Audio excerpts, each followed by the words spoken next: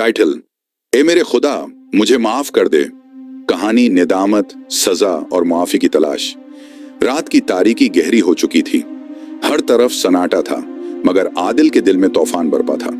वो मस्जिद के दरवाजे पर बैठा हुआ था, हमेशा के लिए रहा तो जहां से वो अक्सर नमाजियों से सलाम करके आगे बढ़ जाता था। आज वहीं बैठकर वो आसमान की तरफ देख रहा था। आंखों से बहते आंसू, लरजती हुई जबान से एक ही जुमला निकल रहा था, आए मेरे खुदा मुझे माफ कर दे। आदिल शहर के एक मशहूर बिजनेसमैन का बेटा था। ऐश व आराम की जिंदगी, ब्रांडेड कपड़े, महंगी गाड़ियां, दोस्तों के झरमट में वक्त गुजारना, यही उसकी दुनिया थी। माँ की दुआओं और बाप के पैसे ने उसे कभी हकीकत से टकराने नहीं दिया, मगर वो एक राज लेकर जीता रहा। एक ऐसा गुनाह जिसने उसकी रूह को रोज छलनी किया, लेकिन वो जाहिरी हंसी में उसे छिपाता रहा। ये सब तब शुरू हुआ जब वो कॉलेज में पढ़ता था और दोस्तों में दिए गए हर चैलेंज को पूरा करता था। एक दिन उसके दोस्तों ने उसे एक चैलेंज है दिया, जाकर उस नाबीना फकीर के कपड़ों से बटुआ चोरी करके लाओ, हम तुझे फिर मानेंगे कि तुम चैलेंज पूरा करना जानते हो। अगर तुमने चैलेंज पूरा कर दिया तो इनाम भी मिलेगा, एक खूबसूरत घड़ी। आदिल ने हंसी में वो चैलेंज कबूल कर लिया। वो फकीर जो मस्जिद के बाहर बैठा तस्बीह करता और बस अल्लाह के नाम पर मांगता, उसकी जेब से आदिल ने वो पुराना बटुआ निकाल लिया। बटुए में पैसे नहीं थे, लेकिन एक तस्वीर और दवा की पर्ची जरूर थी। तस्वीर एक छोटे बच्चे की जिसके पीछे नाम लिखा था बेटा इमरान, और छोटा सा पैगाम भी लिखा था, अल्लाह पाक तुझे मुकम्मल सेहत दे, मैं तेरे लिए ही मांगता हूँ। आदिल के हाथ कांप गए, मगर वो पीछे नहीं हटा। दोस्तों के सामने हंसा, मजाक उड़ाया और चैलेंज पूरा करने का इनाम वो घड़ी वसूल की, और ऐसे वो हंसता हुआ घर लौट गया। मगर इस रात उसे नींद नहीं आई। एक ख्वाब ने उसे परेशान कर दिया। उसने ख्वाब में देखा कि वो अंधेरे में खो गया है, हाथ में वही बटुआ है और पीछे से एक आवाज आ रही है, मेरा उमरान मर गया क्योंकि मैं उसकी दवाई नहीं ला सका। दवाई की पर्ची बटुआ के साथ चोरी हो गई, आए अल्लाह इंसाफ कर। आदिल ने अगली सुबह फकीर को मस्जिद के बाहर तलाश किया, मगर वो गायब था। दिन, हफ्ते, महीने गुजर गए, कोई पता न चला। आदिल ने वो बटुआ संभाल कर रख लिया, न जमीर ने उसे फेंकने दिया, न उसकी जिंदगी ने उसे छीन लेने दिया। सालों बाद आदिल ने बाप का कारोबार संभाला। कामयाबी, शहरत, सब कुछ मिल गया, लेकिन सुकून कभी नहीं मिला। कुछ टाइम बाद आदिल की माँ का इंतकाल हो गया, तो उसने पहली बार कब्र के सामने खड़े होकर दुआ मांगने की कोशिश की, मगर अल्फाज गले में अटक गए। वो जानता था अल्लाह है, सब जानता है। ऐसे ही वक्त गुजरता गया। फिर दिन आया, आदिल की शादी हो गई। शादी के 1 साल बाद जब उसे मालूम हुआ कि वो खुद बाप बनने वाला है, एक जान उसकी दुआओं की मोहताज होगी, तब वो लर्ज गया। उसे याद आया एक बाप अपनी औलाद के लिए सड़क पर बैठा था और एक लापरवाह नौजवान ने उसकी उम्मीद छीन ली थी।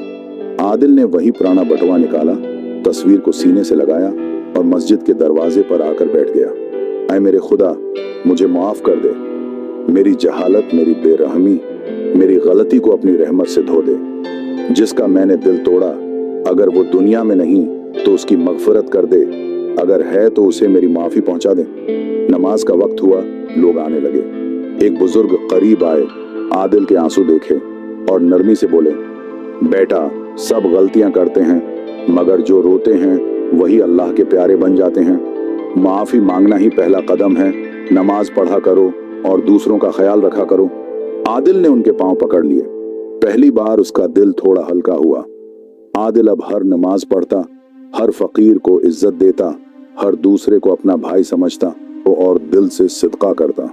मगर बटुए वाली वो पुरानी तस्वीर अब भी उसके तकिए के नीचे रखी रहती, जैसे उसकी सजा, जैसे उसका सच। एक दिन वो लाहौर रेलवे स्टेशन के करीब से गुजर रहा था, जहां वो अक्सर खैरात करने जाता था। तभी एक कमजोर बूढ़ा शख्स उसके करीब आया। उसकी आंखों में रोशनी नहीं थी, मगर हाथ में थी एक पुरानी तस्बीह और चेहरे पर वही झरियों का तूफान। आदिल ने उसे गौर से देखा। ये वही नाबीना फकीर था, जिंदा। उसका दिल कांप गया, सांस रख गई। बाबा जी, आप इमरान के वालिद हैं? फकीर ने चौंक कर सर उठाया। क्या तुम वही चौर हो? आदिल ने जवाब नहीं दिया, सिर्फ आंखों से आंसू बहते रहे। वो घुटनों के बल फकीर के सामने बैठ गया और लरुस्ती आवाज में कहा, बाबा जी, मैं मुजरिम हूं। मैं ही वो लड़का हूं जिसने वो बटुआ चराया था, आपकी उम्मीद छीन ली थी।